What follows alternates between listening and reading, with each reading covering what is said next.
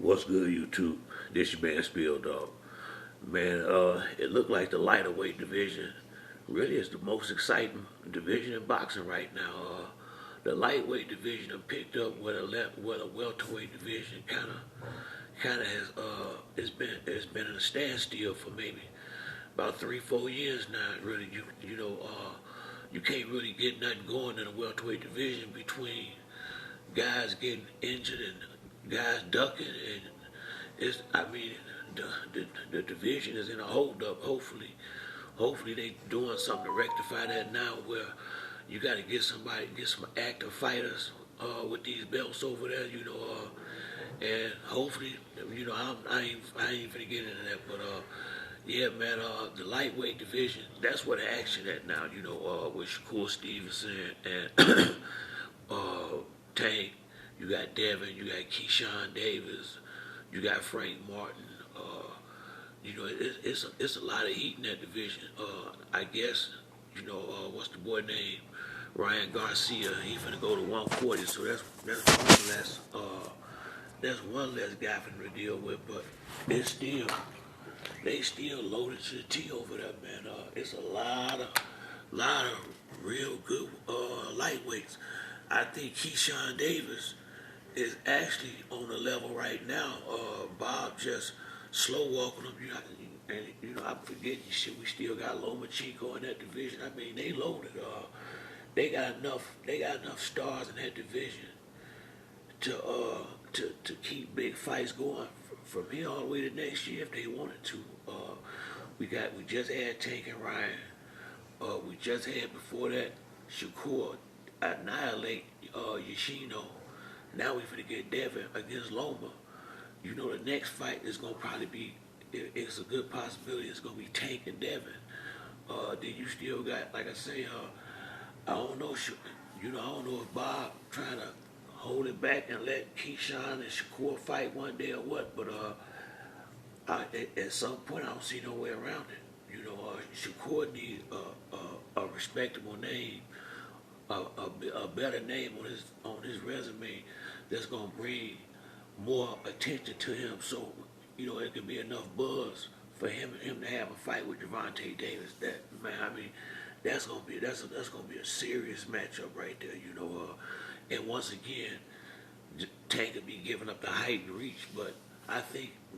I was telling a friend of one of my neighbors the other day about this. I was saying Tank ain't gonna fight. He's not gonna fight Devin and Shakur the way he fought Ryan Garcia and Hector Garcia and these other dudes. Where he let Isaac, Isaac Cruz, how he kind of let them come, and how he basically. He was basically being, to me, it reminded me of Terrence Crawford, the way he be kind of just, seeing what you got for the first 2 or 3 rounds. If a good punch is wide open, they'll take it, but they ain't really taking no risk in the first couple of rounds. And then after about the 3rd round, they start working. I see that in Tank. And I just think, when he fight the better fighters, he gonna know he can't afford to be sitting back, taking a chance like that, 'cause you end up behind on the rounds. I think if Shakur was to get up 3-4 rounds, you in big trouble. You in big trouble. His defense good enough where he could really just start defending, and won't be a lot you can do. And then he's still gonna foul on offense too. Tank would have to come bring the fight to him, similar to what Ryan did in the second round, but do it under control. You can't not going in there all wild and irresponsible on defense. You gotta be conscious of your defense, even when you get your punches off, because that's what happened to Ryan. That's how he got knocked out. He was trying to throw a right hand, and Tank timed him. Right while his hand was coming, bang! He hit him with that body shot. That's a good stinger right there. I mean, and if he got up and started fighting, it would have just got worse. He did the right thing. You know, he gave it a good go. People saying he quit. No, he didn't quit. He got his ass beat. The boy nose was bleeding. He was getting hit with a lot of big shots. If they scored the fight right, he was down.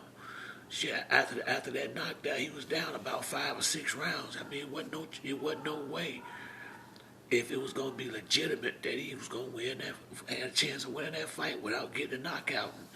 And you could tell that wasn't gonna happen. He saw it himself. Tank was in total control after the first round. I felt like Ryan won the first round, but the rest of them was all Tank, man. And this lightweight division, these guys is in there trying to make a name for themselves. Most of the guys at welterweight, that's why I'd be glad when Earl Spence go ahead and move up so he can get back busy like Tank and having 2 or 3 fights a year, or at least 2 fights a year. Messing with this dude Crawford, he might start growing gray hair trying to get that fight. And I truly hope that ain't what's going on again now. I mean, it probably is, but bottom line, that's why the lightweight division is taking over. That's why Tank and Devin is getting so much press, because ain't nothing happening in the welterweight division, and it really ain't been nothing happening. If I'm keeping it 100, ever since Floyd left, ever since Floyd retired, remember when he had that last fight against Andre Berto, and then I think Sean Porter and Keith Thurman, they made them fight, and the winner, I think that's how Keith Thurman got the belts to begin with, and then he beat Danny Garcia, and ever since then, this division been damn near in a standstill. Keith got hurt, and he stayed hurt for the next 2 years, so he was just sitting over there with the belts in jail. He put the belts up. Sean beat Danny to get the belts. Sean Porter was the only one that was still fighting quality opponents, because Sean got the belt from Danny and went straight into a fight. No, he fought Ugas, then he fought Spence. Sean Porter was keeping the division, to me, alive. Who did Earl fight? Earl fought. Who did he get the belt from? He fought Kell Brook to get the IBF belt, and he fought Sean Porter to get the WBC, and he fought Ugas, I think, to get the WBA or WBO. I forget which one it is, but you wasn't getting, the fights was kind of just like sporadic, they just like they've been now.